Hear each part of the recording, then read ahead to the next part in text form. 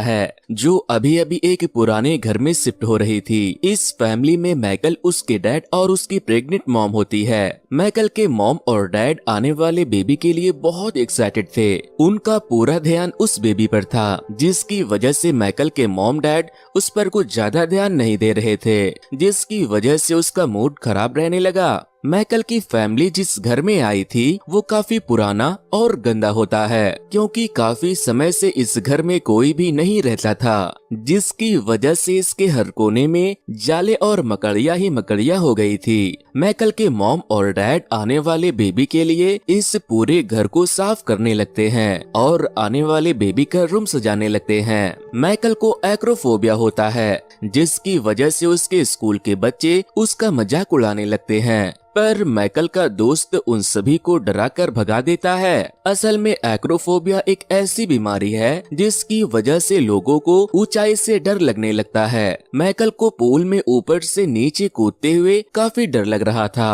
और यही कारण था कि वो सभी लड़के माइकल का मजाक उड़ा रहे थे। अपने ऊंचाई के इस डर की वजह से माइकल किसी भी ऊंची जगह पर नहीं जाता था। घर जाकर माइकल बाहर बैठकर कुछ खा रहा होता है, तभी उसकी नजर एक क्यूट से चूहे पर पड़ती है। चूहा माइकल को देखकर भागने लगता है। माइकल भी उसे देखकर उसके पीछे जाने लगता है। वो उस चूहे का पीछा करते हुए अपने घर के पीछे मौजूद एक शेड में चला जाता है, जहां हर तरफ बस धूल, मिट्टी और जाले ही लगे होते हैं। तभी माइकल को उस शेड में से एक अजीब सी आवाज आती है, जिसे सुनकर वो वहां से भाग जाता है और अपने घर जाकर ये बात अपनी मॉम को बताने की कोशिश करता है।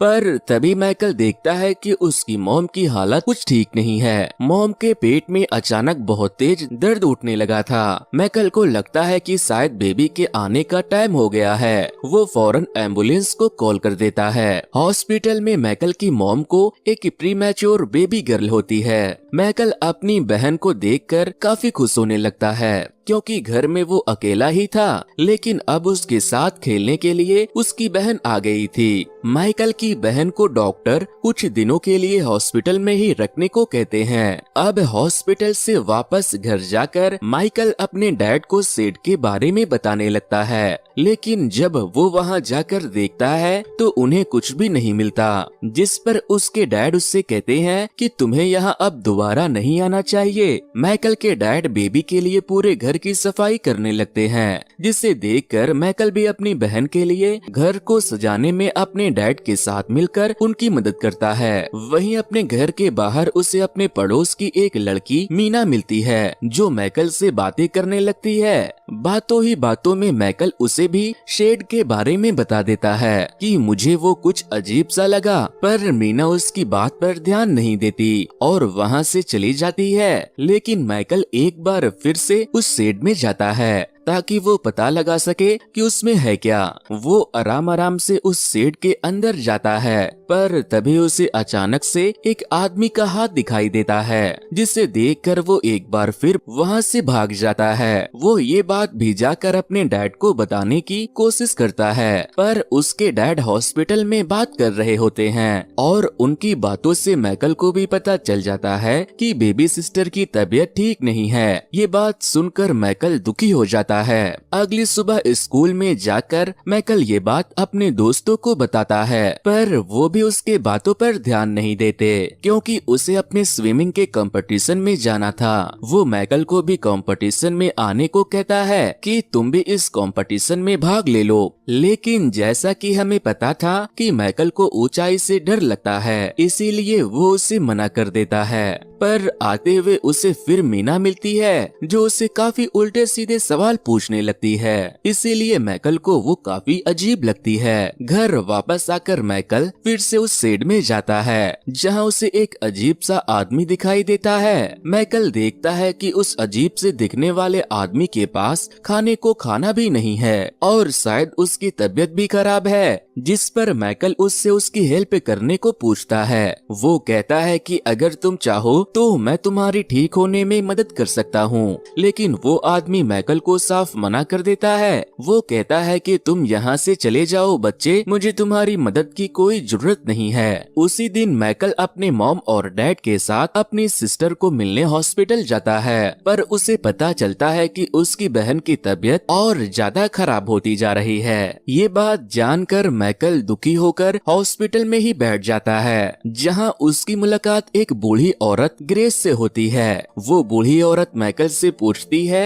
कि बेटे तुम इतने उदास क्यों हो, जिस पर मैकल उस बूढ़ी औरत ग्रेस को अपनी बहन के बारे में बताता है कि मेरी बहन बीमार है और ठीक नहीं हो रही, जिस पर ग्रेस मैकल को एक अंगूर देती है और कहती है कि चिंता मत करो, तुम्हारी बहन ठीक हो जाएगी। अब जब मैकल की मॉम उसकी बहन के पास हॉस्पिटल में थी तो मैकल और उसके डैड को बाहर से खाना मंगाना पड़ता है। तभी मैकल को ध्यान आता है कि उस शेड वाले आदमी के पास भी खाने के लिए खाना नहीं था, इसीलिए मैकल बचा हुआ खाना उस शेड वाले आदमी को देने के लिए चला जाता है। शुरुआत में वो आदमी खाने के लिए मना कर देता है, पर खाने को देखकर उसे रुका नहीं जाता और वो मैकल को लाए हुए खाने को बहुत मजे से खाने लगता है। तभी मैकल को उस आदमी के पीठ के पीछे कुछ अजीब सा उठा हुआ दिखता है और उसे उस जगह पर कई सारे पंखे भी पड़े हुए मिलते हैं। फिर जब मैकल हॉस्पिटल में वापस अपनी बहन से मिलने जाता है तो उसे फिर से वो बूढ़ी औरत ग्रेस मिलती है। अब की बार मैकल उसे शेड वाले अजीब से आदमी के बारे में सारी बात बता देता है कि वो बहुत बीमार है लेकिन बहुत अजीब भी है, जिस पर ग्रेस उसे फिर से एक अंगूर देती है और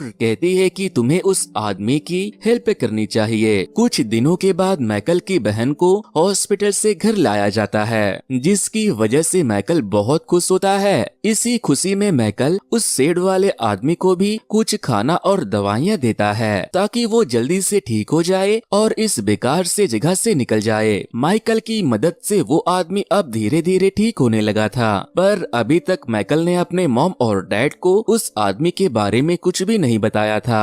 अगले दिन मैकल अपने दोस्त के साथ खेल रहा था क्योंकि अब वो काफी खुश था। उसकी बहन भी घर आ गई थी, उसके मॉम और डैड भी अब खुश थे। पर तभी उसे अपने घर के पास से अपने मॉम और डैड की आवाज आने लगती है। वो घर जाकर देखता है तो उसे पता चलता है कि उसकी बहन की तबीयत और भी ज्यादा खराब हो चुकी है, जिसकी वजह से उसको दोबारा हॉस्पिटल में ले जाना पड़ेगा। लेकिन पता नहीं कैसे ये सारी बातें शेड वाले आदमी को भी सुनाई दे रही थी, जिन्हें सुनकर वो थोड़ा उदास हो जाता है। माइकल अपनी बहन के बारे में जानकर बहुत ज्यादा उदास होने लगता है और अपने घर के पास की झाड़ियों पर अपना गुस्सा निकालने लगता है। माइकल का गुस्सा वो अजीब आदमी भी महसूस कर पा रहा था, पर तभी वहाँ मीना आ जाती है और माइकल को अपने साथ नदी के किनारे एक पुराने टावर के पास ले जाती है ताकि उसका गुस्सा शांत हो सके। मीना की बातों से माइकल को थोड़ा अच्छा लगता है। अगले दिन वो अपनी बहन के पास हॉस्पिटल जाता है, जहां उसे पता चलता है कि उसकी बहन को हार्ट की प्रॉब्लम है। उसकी बहन का दिल धीरे धीरे धड़कना बंद हो रहा है, जिसे डॉक्टर भी कुछ नहीं कर पा रहे।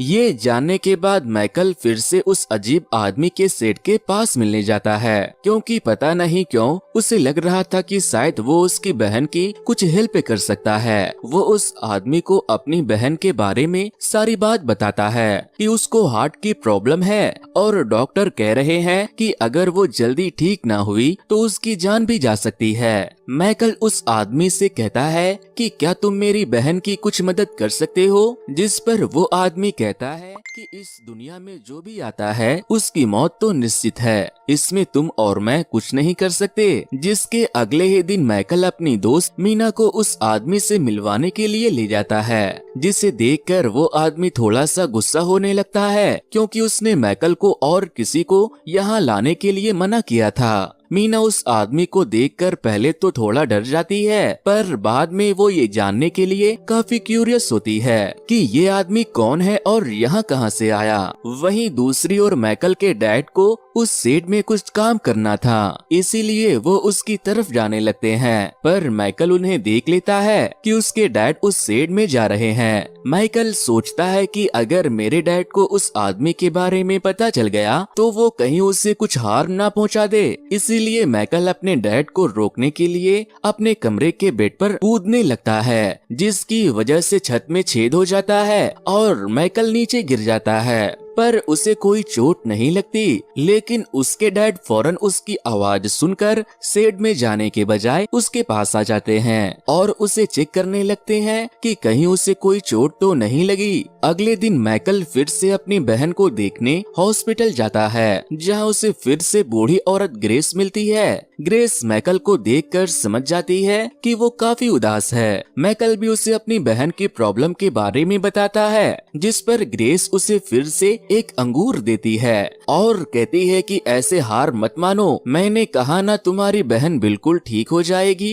तभी डॉक्टर मैकल के मॉम और डैड को बताते हैं कि उनके पास उनकी बच्ची को बचाने का कोई इलाज नहीं है। ये बात मैकल भी सुन लेता है। मैकल के डैड घर जाकर गुस्से में उस शेड को जला देने के बारे में सोचते हैं, लेकिन मैकल उन्हें रोकने की कोशिश करने लगता है, पर वो नहीं रुकते। वो शेड पर पेट्रोल डालकर उसमें आग लगा देते हैं, पर मैकल जलते हुए शेड में से ही उस आदमी को बचाकर बाहर ले आता है, जिसकी वजह से उसका हाथ भी जल जाता है। वो उस आदमी को लेकर मीना के पास जाता है, जिसके बाद वो दोनों उसे पुराने टावर में ले जाकर छुपा देते हैं। अब पता नहीं कैसे उस आदमी की जान बचाने के बाद से ही मैकल के साथ अब अच्छा होने लगा था। उसके डैड भी उससे समझने लगे थे। उसके डैड उससे कहते हैं कि वो बच्ची जितने भी दिन हमारे पास रहेगी, हम उसके लिए वो सारी चीज करेंगे जो हम करना चाहते हैं। मैकल के डैड उस बच्ची के लिए रूम भी सजाते हैं, जिसके कुछ दिन बाद वो भी घर आ जाती है। माइकल और उसकी फैमिली थोड़े समय के लिए ही सही पर काफी खुश होती है। इस खुशी में वो उस शेड वाले आदमी के बारे में भूल ही जाता है, जिसे उसने अब टावर में छुपा रखा था। पर तभी उसे याद आता है कि वो आदमी भूखा होगा, जिसके बाद वो और मीना उस आदमी के लिए काफी सारा खाना लेकर जाते हैं। मैकल और मीना की हेल्प की वजह से वो आदमी अब काफी ठीक होता जा रहा था। उसमें अब थोड़ी थोड़ी एनर्जी आने लगी थी। वो आदमी भी मैकल और मीना पर रेस्ट करने लगा था। तभी मैकल उससे कहता है कि तुम्हें ये बेकार कपड़े नहीं पहनने चाहिए। मैकल और मीना उसके कपड़े उतारने लगते हैं, पर वो आदमी ऐसा करने से मना करता है और तभी उन दोनों को उसकी पीठ पर लगे विंग्स दिखाई देते हैं, जिन्हें देखकर मैकल और मीना थोड़ा सा डर जाते हैं, पर उन्हें वो विंग्स बहुत पसंद आते हैं। वो उस आदमी से पूछते हैं कि तुम असल में कौन हो, जिस पर वो आदमी उन दोनों को बताता है मेरा नाम स्केलिंग है और मैं कोई इंसान नहीं, मैं एक क्रिएचर हूँ। मैं इस दुनिया में इंसानों के जन्म से भी बहुत पहले से रह रहा हूँ। ये सब बातें जानने के बाद मैकल और मीना उसे उठाकर नदी के किनारे ले जाते हैं। वो स्केलिंग को बिल्कुल साफ कर देते हैं। स्केलिंग भी धीरे धीरे अपनी पावर गेन कर रहा था।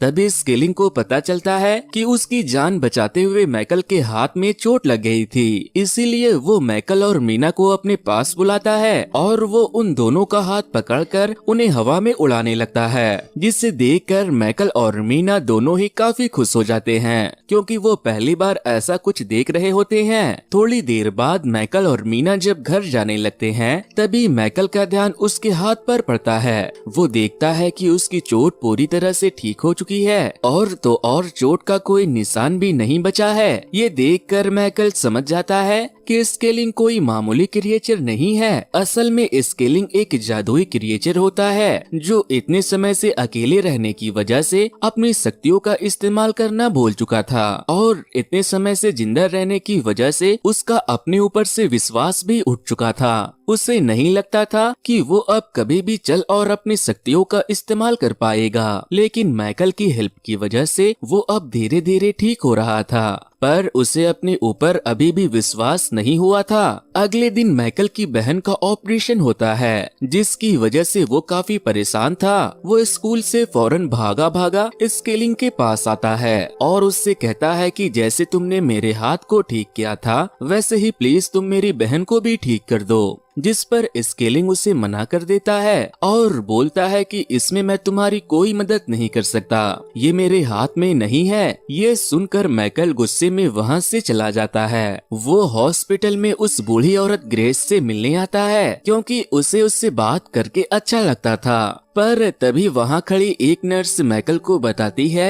कि ग्रेस की तो कल शाम में ही मौत हो गई थी। ये खबर सुनते ही मैकल काफी उदास हो जाता है, क्योंकि अब उसके पास बात करने के लिए कोई नहीं था। तभी उसे उस बूढ़ी औरत ग्रेस की बात याद आती है। ग्रेस ने उससे कहा था कि अगर तुम हमेशा सबकी मदद करोगे तो गॉड और बाकी सब भी तुम्हारी मदद करेंगे। जिसके बाद मैकल वापस से स्केलिंग से मिलने के लिए उस टावर की ओर जाने लगता है, पर तभी उसे उसका दोस्त मिलता है जो मैकल से गुस्सा था, क्योंकि वो उसका स्विमिंग कंपटीशन देखने नहीं आया था। जिस पर मैकल उससे कहता है कि मैं तुमसे बाद में बात करूंगा, अभी मुझे मेरी बहन को ठीक करने के लिए जाना होगा। वो अपने दोस्त को छोड़कर स्केलिंग से टावर के ऊपर जाकर मिलता है और उसे एक बार फिर से अपनी बहन की हेल्प करने को कहता है। जिस पर स्केलिंग उससे कहता है कि मुझे अपने ऊपर बिल्कुल भी विश्वास नहीं है कि मैं तुम्हारी या किसी और की कोई भी हेल्प कर सकता हूँ। जिस पर मैकल कहता है लेकिन मुझे तुम पर पूरा भरोसा है। ये बोलकर मैकल टावर के ऊपर जाकर खड़ा हो जाता है, जबकि मैकल को ऊंचाई से बहुत डर लगता था। मैकल स्केलिंग से कहता है कि मैं इस टावर पे से कूदने वाला हूँ, अगर तुमने मुझे नहीं बचाया तो मैं मारा जाऊंगा। माइकल उस टावर से इस भरोसे से कूद जाता है कि स्केलिंग उसे बचा लेगा। मैकल को कूदते हुए देखकर स्केलिंग डर जाता है और ना चाहते हुए भी वो अपने पंख को पूरी तरह से खोलकर मैकल को बचाने के लिए कूद पड़ता है। वो अपने पंखों की मदद से उड़ते हुए मैकल को पकड़ लेता है। स्केलिंग भी वापस से अपने आप को उड़ता हुआ देखकर काफी चौंक जाता है, क्योंकि वो एक अरसे के बाद उड़ रहा था। उसने तो इस चीज की होप ही छोड़ दी थी कि वो कभी उड़ भी पाएगा, लेकिन आज मैकल की वजह से उसे अपने ऊपर फिर से विश्वास होने लगा था कि वो इस दुनिया में अब कुछ भी कर सकता है।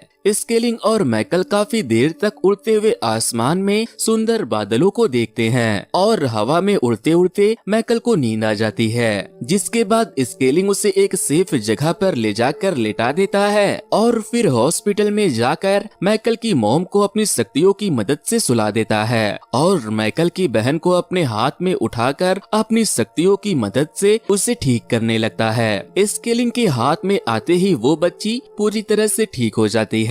अगली सुबह डॉक्टर भी ये चमत्कार देखकर हैरान हो जाते हैं, क्योंकि उनके पास उसे ठीक करने का कोई भी इलाज नहीं था, इसीलिए सभी हैरान थे। वहीं दूसरी ओर मीना मैकल को आकर उठाती है, जिसके बाद मैकल सबसे पहले फौरन अपनी बहन से मिलने जाता है और वो देखता है कि उसकी बहन पूरी तरह से ठीक हो चुकी है, जिसकी वजह से उसके मॉम डैड और वो काफी खुश होते हैं, क्योंकि अब उसकी पूरी फैमिली ठीक थी। जिसके बाद मैकल खुशी खुशी स्कूल जाता है और अपने दोस्त से माफी मांगता है, क्योंकि वो उसके स्विमिंग कंपटीशन में नहीं आ सका था। वो उससे उसके न आने की वजह भी बताता है। उसका दोस्त भी उसे माफ कर देता है और वो दोनों फिर से दोस्त बन जाते हैं। जिसके बाद वो मीना के साथ बहुत सारा खाना और एक बियर की बोतल लेकर स्केलिंग से मिलने जाता है। वो स्केलिंग को खाना और बियर देकर उसे उसकी बहन की जान बचाने के लिए शुक्रिया कहता है। स्केलिंग उसका खाना बहुत मजे से खाता है और खाना खाते ही वो उन दोनों को कहता है कि अब मेरे यहाँ से जाने का टाइम आ गया है। वो बोलता है कि मैकल, तुम्हारी वजह से मेरी पावर और मेरा भरोसा दोनों ही मेरे पास वापस आ गया है और अब मैं तुम्हारी तरह ही बाकी लोगों की हेल्प करना चाहता हूँ। इसके बाद स्केलिंग हवा में उड़ते हुए पंछियों के साथ उड़ जाता है। मैकल और मीना भी खुशी खुशी वापस अपने घर चले जाते हैं और इसी के साथ ये कहानी यहीं पर खत्म हो जाती है। तो दोस्तों, ये स्टोरी आपको कैसी लगी हमें कमेंट करके जरूर बताना। वैसे दोस्तों, कुछ दिनों पहले ही मैंने